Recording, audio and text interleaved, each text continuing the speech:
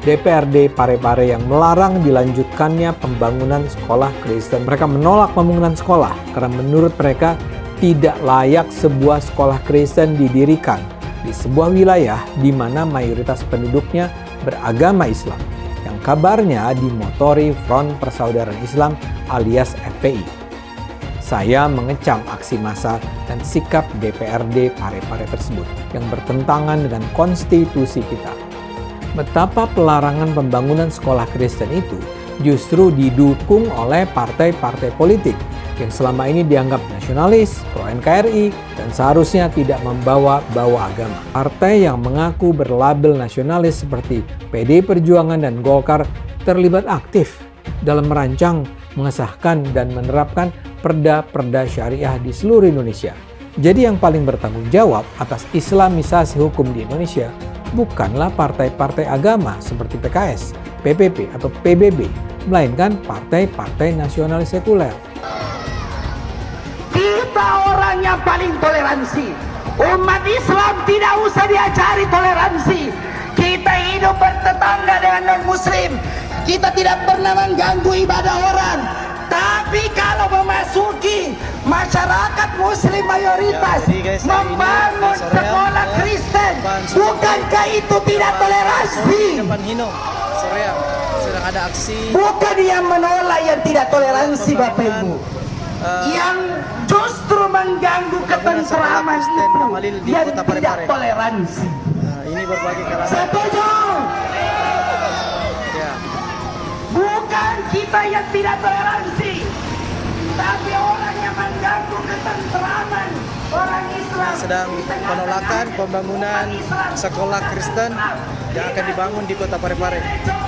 Dengan perusahaan akidah.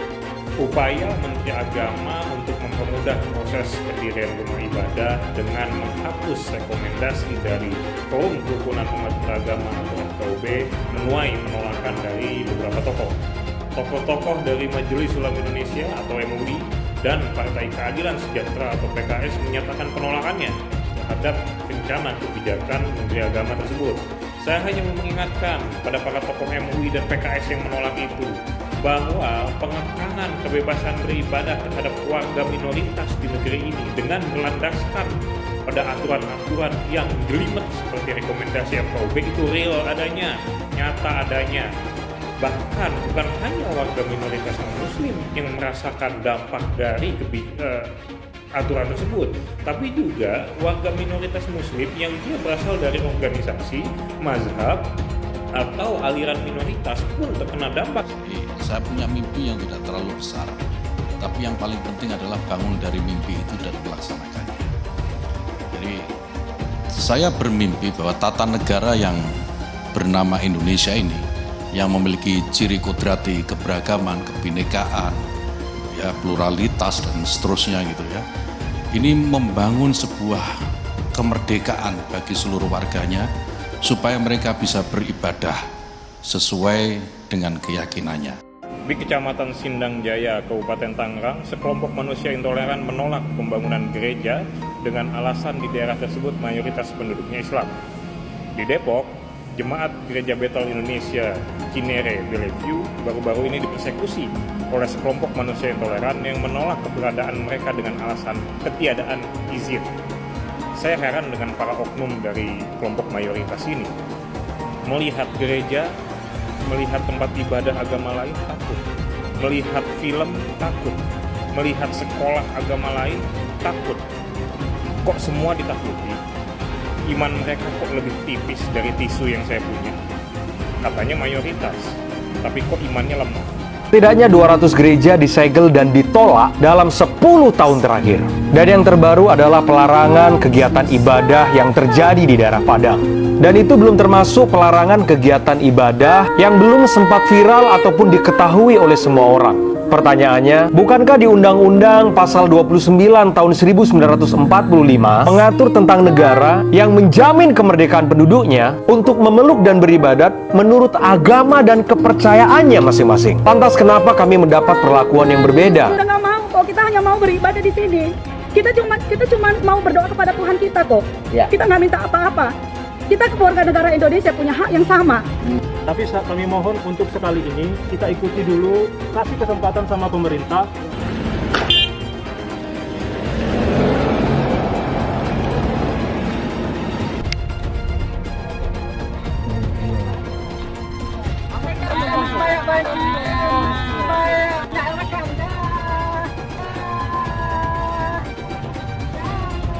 Dari dulu saya sudah mengingatkan kalau MUI bisa jadi sarang sebenarnya dari kelompok radikal.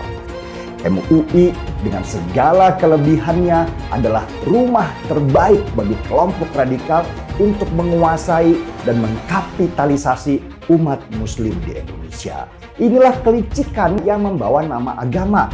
Setiap tahun ada saja kontroversi yang mereka keluarkan yang tidak membawa kesejukan dalam bernegara. Saya sendiri nggak tahu gunanya MUI itu apa. Ngeri memang MUI ini. Dengan label ulama, mereka menguasai penuh fatwa untuk umat Islam di Indonesia. Selain itu, selama bertahun-tahun mereka menguasai sertifikat halal di Indonesia dengan konsumen jutaan produk dan dananya tidak teraudit.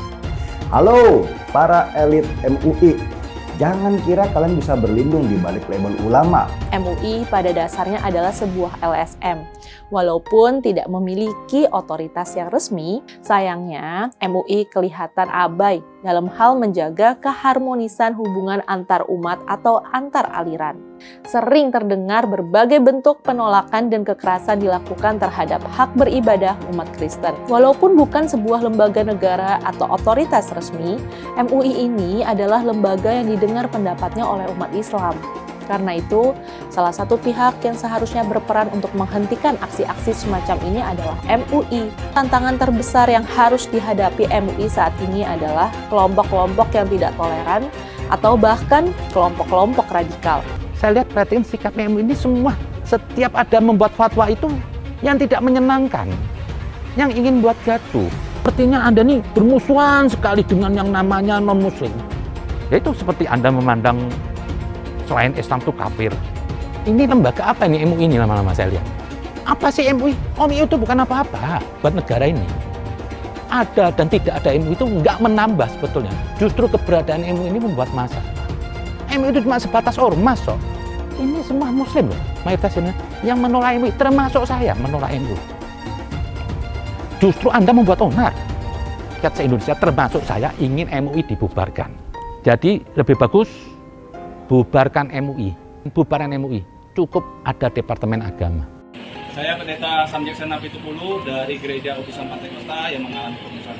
Kami dari LBH Martor Batam yang mendampingi Bapak Pendeta terkait dengan adanya dugaan pengerusakan bangunan yang akan digunakan untuk gereja di Kabil, dan kami telah melaporkan ke Polda Kepri. Mengecam tindakan anarkis yang dilakukan oleh sekelompok orang yang merusak pembangunan rumah ibadah di Bida Kabil, Kota Batam.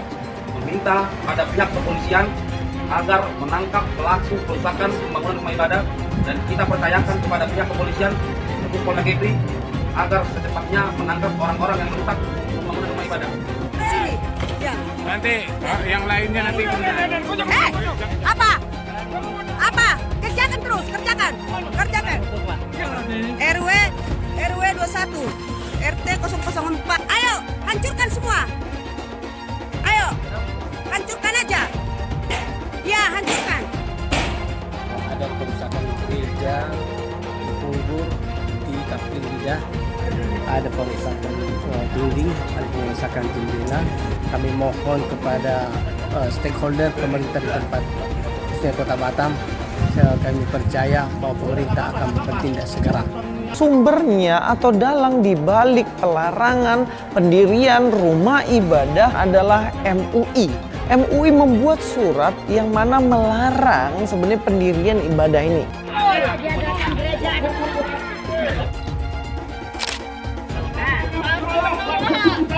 Tak boleh, nggak ada orang gereja di sini. Tak boleh. Iya. Oh, tak boleh.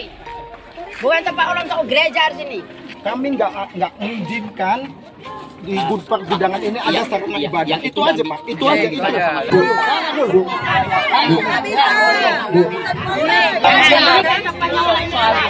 Tak boleh. Soal itu bukan urusan saya karena nanti saya urusan kepolisian.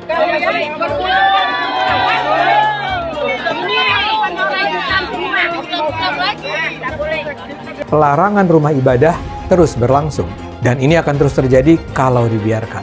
Mereka percaya menolak atau menghancurkan gereja adalah langkah yang bukan hanya diridhoi, tapi bahkan juga diwajibkan oleh Allah. Karena mereka percaya dengan ayat-ayat Al-Quran yang menurut mereka memerintahkan umat Islam untuk memerangi kaum kafir. Ayat-ayat memerangi kaum kafir itu memang ada dalam Al-Quran, tapi makna kafir di sana tidak pernah berarti semua orang non-Muslim. Karena itu sungguh mengherankan bahwa MUI merasa tidak perlu bersikap soal pelarangan gereja ini. Pendiaman ini menyebabkan serangan terhadap umat Kristen terus berlangsung. Bila MUI terus membiarkan kejahatan ini terus terjadi, nama Islam akan terjerumus ke dalam lembah kehinaan. Bahkan lebih dari itu, bila MUI bungkam, MUI sebenarnya sedang membiarkan para pelaku penyerangan dan perusakan itu berada di jalan yang sesat. Akibatnya Islam nampak sebagai sebuah agama yang penuh kebencian, permusuhan, dan sama sekali tidak bisa disebut sebagai agama damai. MUI harus menyerukan dihentikannya pelarangan gereja. MUI harus menyerukan umat Islam untuk menganggap umat Kristen sebagai saudara. Asalnya gedung ini tidak digunakan lagi untuk kegiatan ibadah. Yang mencoreng kota Binjai dari kereligiusannya, dari kedamaiannya. Kita meminta supaya tidak ada kegiatan di sini. Kami dari masyarakat yang berada dari lingkungan 1 sampai 6 turun untuk kita dilarang beraktivitas. Jadi kalau misalkan ada tamu, tadi kan kami dengar. Kami dengar di bawah.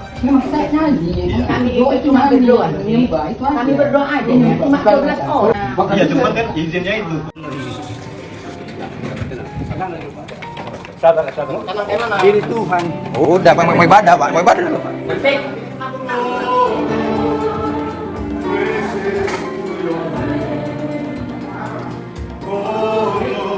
Poin penting di SKB 2 Menteri ini yang perlu kita ketahui bersama. Pada bab 1 pasal 3 dari aturan SKB 2 Menteri disebutkan, rumah ibadat adalah bangunan yang memiliki ciri-ciri tertentu yang khusus dipergunakan untuk beribadat, tidak termasuk tempat ibadat keluarga. Poin pentingnya adalah tempat ibadat keluarga tidak perlu pakai izin. Apa itu yang dimaksud dengan tempat ibadat keluarga? Kalau di Islam namanya musola, kalau di Kristen namanya kapel atau rumah doa. Apakah perlu izin untuk bikin musola di rumah atau di ruko? Tidak. Begitu juga untuk bikin kapel di rumah atau di ruko, tidak perlu minta izin. Jadi umat Kristen ibadah di rumah atau di ruko tidak perlu minta izin. Saya ulang, tidak perlu minta izin. Banyak Pak Pendeta dan jamaah tidak tahu pengecualian ini, sehingga mereka pasrah saat ada yang datang membubarkan. Ibadah di rumah dan di ruko sama seperti umat Islam sholat jamaah di musola rumah atau di musola ruko.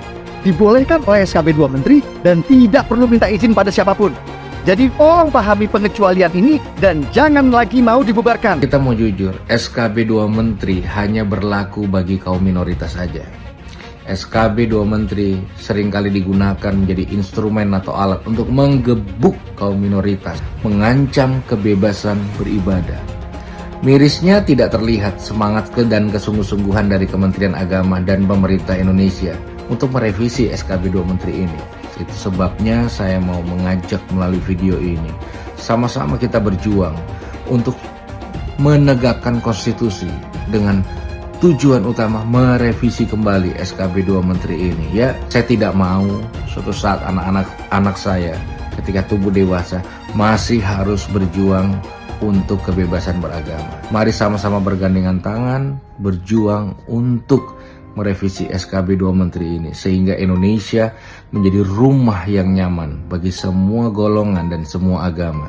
Sebenarnya penegakan hukum di Indonesia ini untuk orang-orang intoleran itu sudah bagus, asal jangan pernah berpikir kalian minoritas. Kalau kalian tidak melaporkan, bagaimana bisa diproses? Nunggu sejuta umat bersuara menyuarakan itu, tapi cuma komentar, tindakannya nggak ada. Bilangnya apa? Kita cuma minoritas. Itulah karena kalian tidak nasionalis, makanya kalian itu mengecilkan diri kalian sendiri. Kita ini punya hak yang sama di Indonesia, ya. Semua yang beragama itu mempunyai hak beribadah. Sejauh ini, cuma teman-teman dari Dharmapala loh yang berani menuntut keadilan, bukan karena mereka minoritas, tapi karena mereka punya hak yang sama sebagai warga negara Indonesia. Apakah dalam prosesnya teman-teman Dharmapala itu lancar-lancar saja? Tidak. Kasusnya pernah ditolak dengan alasan laporannya sudah ada atau sudah ada yang melaporkan. Tapi mereka terus kawal, terus kekeh. Akhirnya mantan Menteri Roy Suryo bisa dimasukkan ke penjara atas dasar penghinaan terhadap lambang-lambang agama. Apalagi ini yang menyetop orang beribadah, bukan siapa-siapa pula. Terus kenapa alasannya kalian tidak mau bersuara? Kalian tidak mau melakukan, kalian tidak mau melaporkan. Kenapa? Bersatu, berbuat. Jangan cuma diam. Mengenai kebebasan beribadah dan kebebasan beragama. Beragama Kristen, Katolik, Hindu, Konghucu, hati-hati, ini memiliki hak yang sama dalam beribadah. Beragama dan beribadah itu dijamin oleh konstitusi kita, dijamin oleh Undang-Undang Dasar 1945, Pasal 29 Ayat 2. Dandim, Kapolres, Kapolda, Pangdam harus ngerti ini. Jari, Kejati, FKUB misalnya, maka tidak memperbolehkan membangun tempat ibadah. Hati-hati loh. Konstitusi tidak boleh kalah dengan kesepakatan. Karena saya lihat masih terjadi. Kadang-kadang saya berpikir sesusah itukah orang yang akan beribadah. Sedih kalau kita mendengar. Bagaimana dalam agama Islam seorang muslim karena jabatannya dia memberi izin berdirinya rumah ibadah seperti kelenteng, gereja, dia dapat dosa jariah mengalir terus sampai hari kiamat.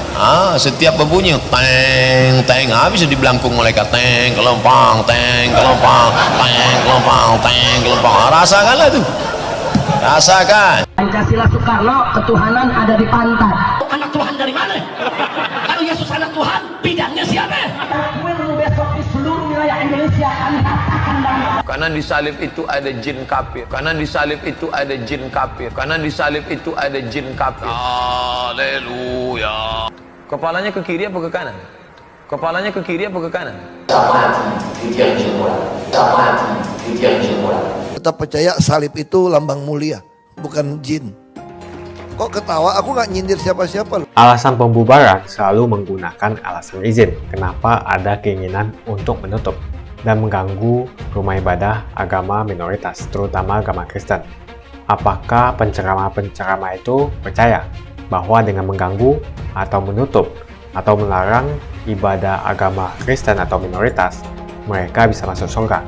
Apakah seperti itu ajaran mereka? Makanya saat berceramah, Abdul Somad selalu mengajarkan intoleransi dan selalu menghujat agama lain, seperti mengatakan di salib ada jin kafir. Menurut saya, pemerintah pusat harus terus berkomunikasi dengan para pemuka agama atau penceramah agama, seperti Abdul Somad yang selama ini masih merasa dan percaya bahwa kehadiran gereja adalah hal yang harus ditolak. Dan para pemuka agama itu harus sadar bahwa menolak pembangunan gereja bukan saja bertentangan dengan konstitusi, tapi juga bertentangan dengan ajaran agama itu sendiri. Tentang penolakan pembangunan sekolah Kristen Gamaliel di kota Parepare, Sulawesi Selatan. DPRD Parepare yang melarang dilanjutkannya pembangunan sekolah Kristen tersebut. DPRD menyatakan bahwa penolakan ini dilakukan untuk menjaga keharmonisan dan stabilitas sosial di kota Parepare. Saya mengecam aksi massa dan sikap DPRD Parepare tersebut. Menurut saya, melarang pembangunan sekolah Kristen jelas adalah pelanggaran hak asasi manusia yang bertentangan dengan konstitusi kita. Mereka menolak pembangunan sekolah karena menurut mereka tidak layak sebuah sekolah Kristen didirikan di sebuah wilayah di mana mayoritas penduduknya beragama Islam, yang kabarnya dimotori Front Persaudaraan Islam alias FPI. Penolakan tersebut adalah tindak diskriminatif yang tidak bisa diterima. Masih percaya pada partai-partai nasionalis besar dalam memberantas intoleransi?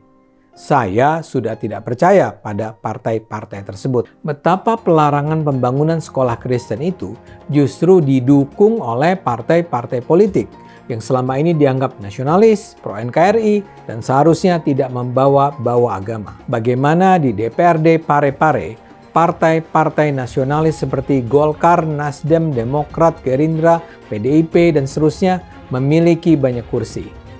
Yang menarik, di sana tidak ada PKS. Yang juga tidak punya kursi adalah PSI.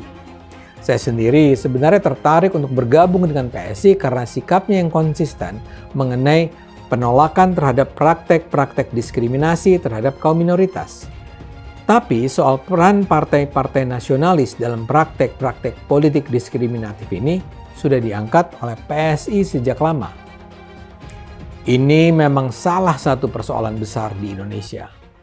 Partai-partai nasionalis di Indonesia ternyata berperan dalam berkembangnya praktek-praktek politik yang diskriminatif terhadap kaum minoritas. Saya ingat sekali pada Maret 2019, Grace Natali yang ketika itu masih menjadi Ketua Umum PSI mengangkat isu tersebut dalam pidato partainya. Ketika itu ia bilang PSI akan berupaya untuk menghapus perda-perda yang melandaskan diri pada sentimen agama tertentu, misalnya perda syariah.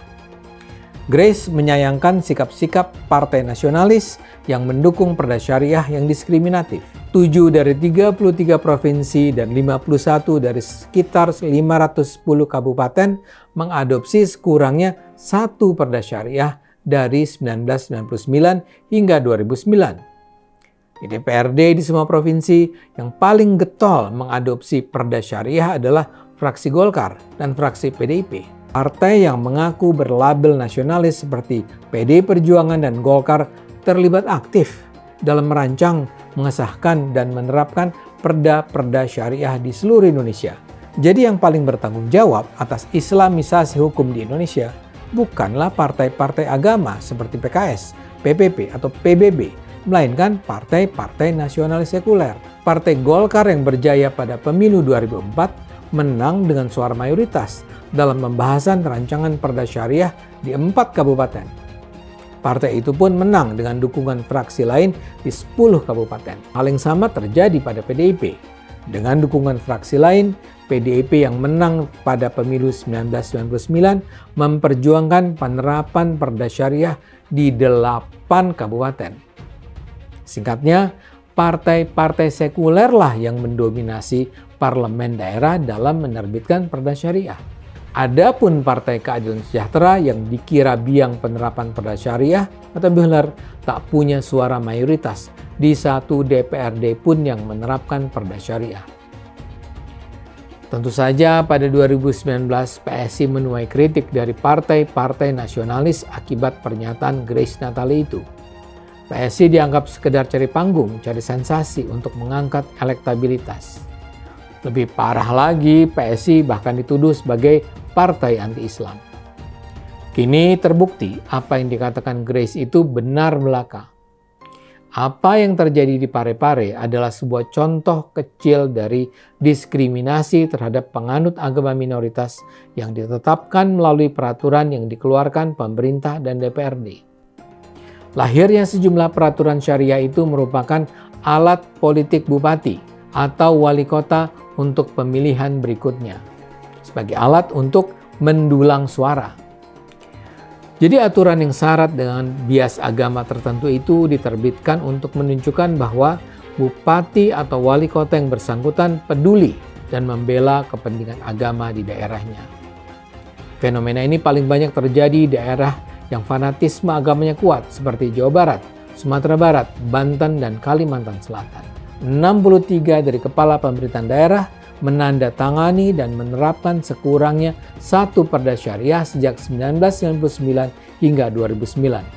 Dari 63 itu, 37 diantaranya adalah birokrat yang berafiliasi dengan Golkar.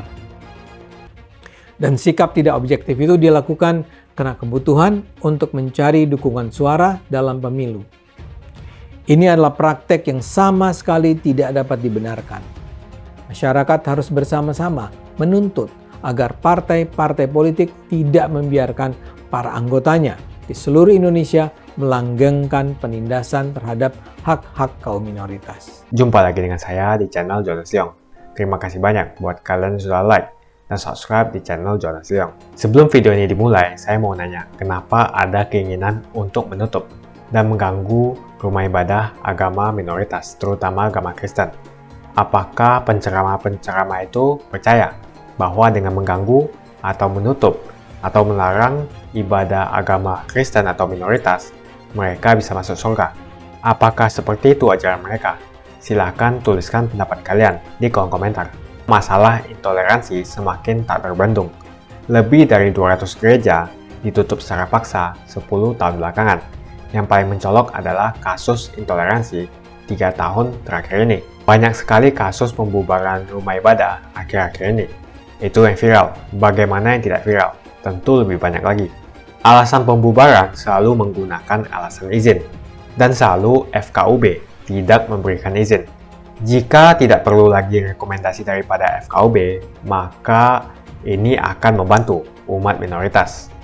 Sebetulnya tidak usah memakai alasan izin karena puluhan ribu musola di Jawa Barat dibangun tanpa menggunakan izin.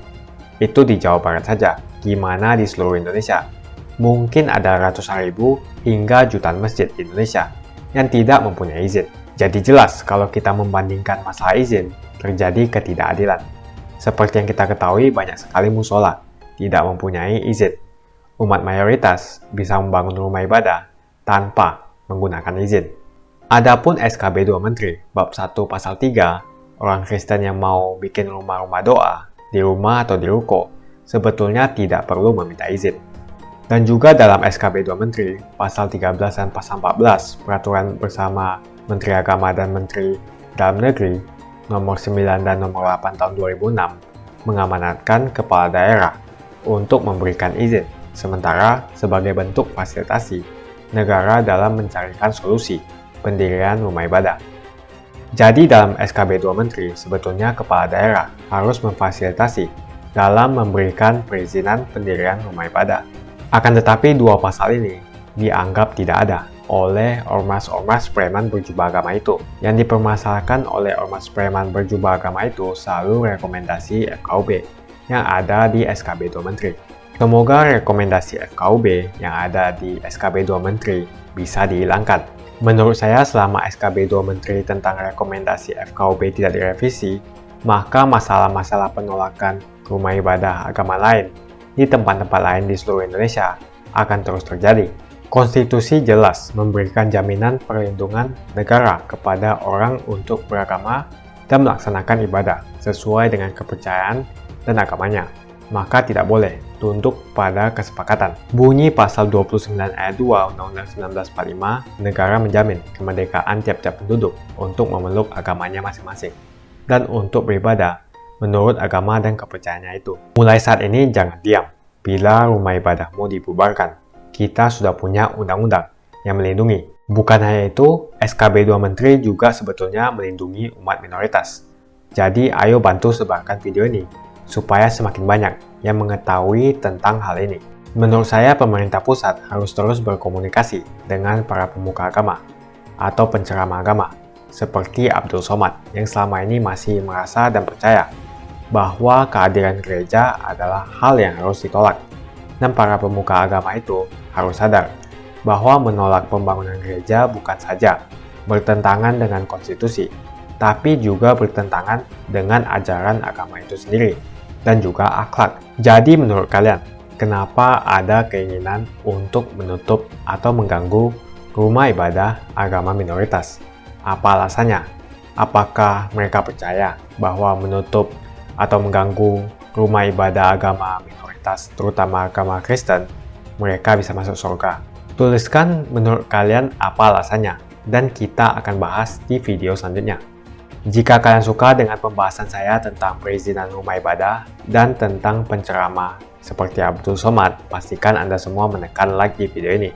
Dan bagikan video ini ke teman dan family Anda supaya mereka semua mengetahui informasi ini. Tekan tombol subscribe dan bunyikan lonceng notifikasi supaya kamu tidak ketinggalan info dari channel Jonas Leong.